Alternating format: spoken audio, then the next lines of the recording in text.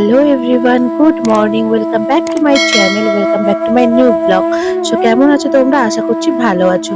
তো আজকে আমাদের পুরীর হোটেলে লাস্ট দিন ছিল, মানে ভোর 6টার মধ্যে হচ্ছে রুম খালি করতে হতো। তো আমরা সবাই চলে এসেছি নিচে, আর এখান থেকে ধরে নিয়েছি একটা টাটা সুমো। তো আমরা বেরিয়ে যাচ্ছি, আর লাস্ট বারের মতো পুরীর সমুদ্রটা তোমাদের সাথে তুলে ধরলাম। খুব মজা করেছি। আর যাওয়ার সময় ততটাই কষ্ট হচ্ছে, সবাই বলছিল যদি আর কিছুদিন থাকতে পারতাম কতই না ভালো হতো। তো লাস্ট বারের মতো দেখো আমরা হচ্ছে চলে যাচ্ছি আজকে পুরী ছেড়ে।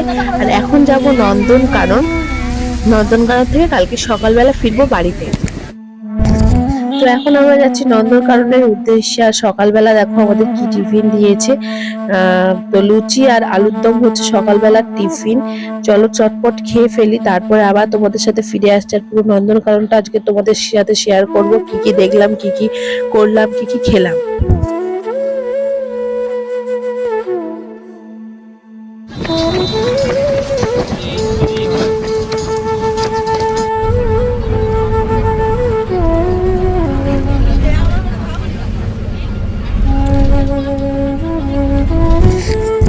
এখন আমরা চলে এসেছি নন্দনকানন। আর নন্দনকানন এখান থেকে টিকিট কাটবো, কেটে ভিতরে ঢুকবো। তারপরে হচ্ছে তোমার সাথে শেয়ার করবো নন্দনকাননে গিয়ে আমরা কি কি দেখলাম। তো প্রথমে একটা গেট আমরা ফেলে এসেছি, আর এটা হচ্ছে দ্বিতীয় গেট। তো এখান থেকে আমরা ভিতরে ঢুকলাম। আর দেখো সামনে ঢুকেই কিন্তু একটা ফোয়ারা, সুন্দর একটা ছবি নেওয়ার জায়গা। এখানে দেখো দুটো ভাল্লুক কিন্তু খেলা করছিল, অনেকক্ষণ ধরে স্নান করছিল, একে অপরকে স্নান করাচ্ছিল, দেখে বেশ ভালো লাগলো। এখানে এসে দেখলাম গাছের উপরে একটি চিতাবাঘ উঠে আছে। প্রথমে দেখতে পাচ্ছিলাম না, তারপরে সবাই দেখাতে লাগলো, দেখতে পেলাম, আর তোমাদেরকে জুম করে দেখালাম। আরো কিছুটা এগিয়ে আসতে দেখলাম সাদা কালার বাঘ এবং আমাদের রয়্যাল বেঙ্গল টাইগার, দুটোই দেখতে পেলাম সামনে থেকে।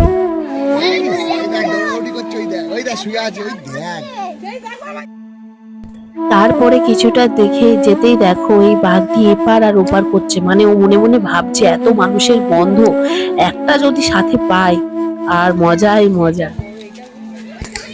আর দেখো বন্ধুরা, এখানে আসতেই হাতি দেখলাম, আর দুটো হাতি ওই জঙ্গলের মধ্যে ঢুকে গেল আমাদের সামনে দিয়ে, তখন ভিডিওটা অন করা হয়নি। এখানে আসতে তো আমরা ভয় পেয়ে গেছিলাম, মানে বানরগুলো এমন করছে খাবার জন্য, যার হাতে খাবার থাকছে, ফোন থাকছে, একদম কেড়ে নিয়ে টেনে চলে যাচ্ছে, দৌড়ে দৌড়ে আসছে আর টেনে নিয়ে চলে যাচ্ছে। তো ভয় পেয়ে গেছিলাম, তারপরে হচ্ছে ফোনটা লুকিয়ে ফেলেছিলাম, সেটা তোমাদের শুট করে দেখানো হয়নি। আর এখানে দেখো লেপার্ড।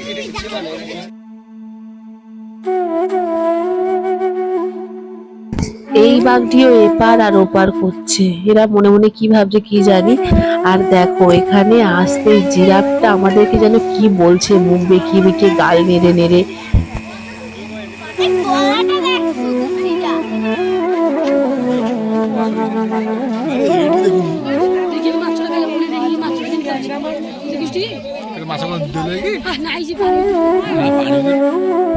তো এখন আমরা ঢুকে গেলাম রেপো টাইলসে। তো এখানে কত রকমের রেপো টাইলস আছে সেটাই তোমাদের সাথে শেয়ার করব।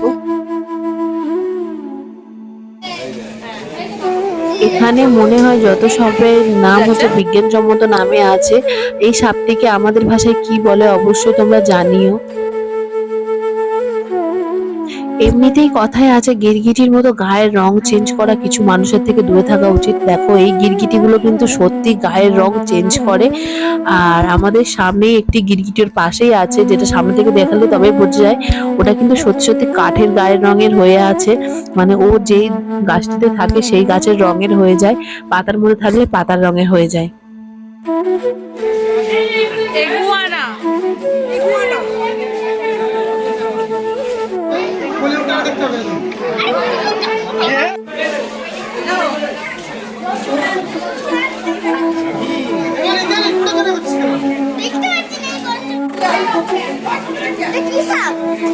এটা হচ্ছে ইয়েলো অ্যানাকোন্ডা।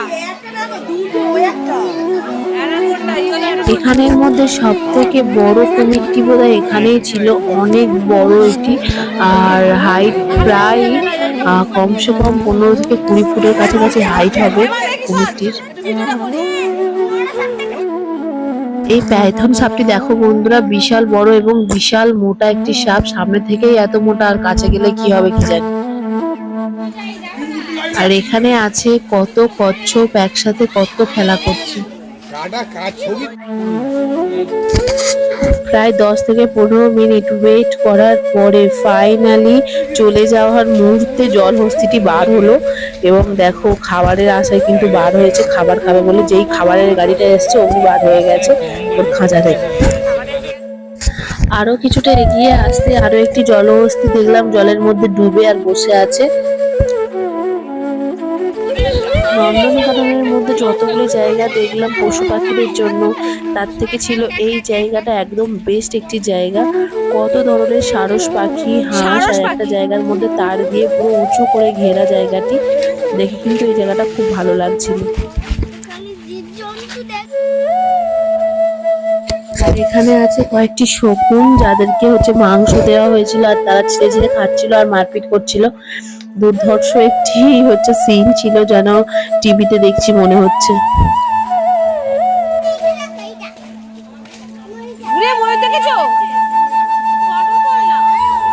ওকে না ধরে এলে তোমরা দেখতে পেতে না, যে ওই জন্য ধরে এসেছি জানো। অ্যাকোয়ারিয়ামটা দেখা হলো,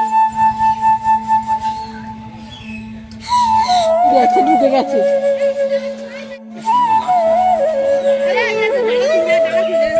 তো এখানে আসতেই দেখলাম ঈগল পাখিটি নিজের পাখাটাকে কিভাবে ওড়াচ্ছে। আর ঈগল পাখিটি কিন্তু অনেক বড় ছিল, মনে হয়তো দেখে তোমাদের অনেক ছোট মনে হচ্ছে, কিন্তু না, ঈগল পাখিটি অনেকটাই বড়।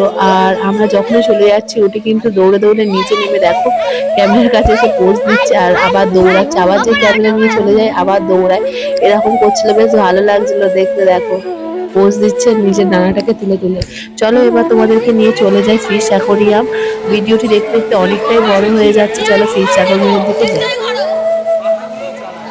এটাই কিন্তু আমাদের লাস্ট ঘোরার জায়গা, মানে নন্দনকানন সবাই বলে ঘুরে শেষ করা যায় না, আমরাও পারিনি, কিন্তু আমাদের একটা টাইমিং এর ব্যাপার ছিল যে এই টাইমের মধ্যে আমাদেরকে হচ্ছে ফিরতে হবে, সেই জন্য হচ্ছে আমরা কোনো রকমে কমপ্লিট করলাম। আর করে মাছগুলো দেখে নিয়ে তারপর বাচ্চাদেরকে একটু দোলা টোলা চড়িয়ে নিয়ে আমরা কিন্তু ফিরে পড়লাম আমাদের গন্তব্যস্থলে। দেখ পাখু ফিশ, পাখু ফিশ।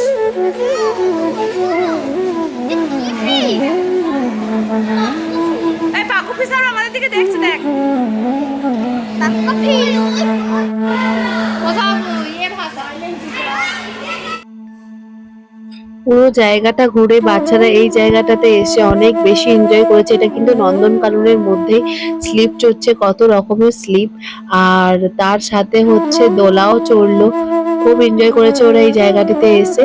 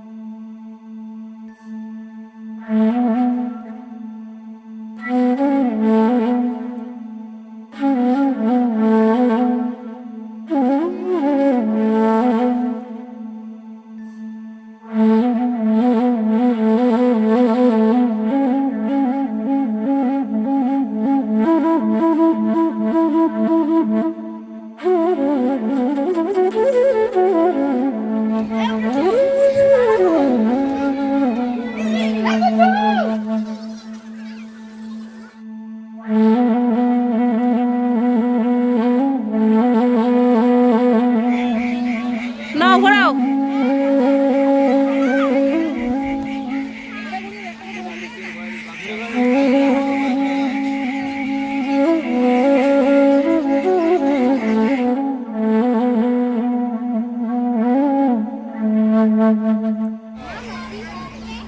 তো বন্ধুরা আজকের ভিডিওটি আমি এখানেই শেষ করছি, ভালো লাগলে অবশ্যই একটা লাইক কমেন্ট শেয়ার করে দিও। আর যারা আমার ফেসবুক থেকে দেখছো তারা অবশ্যই হচ্ছে আমার চ্যানেলটিকে ফলো করে দিও।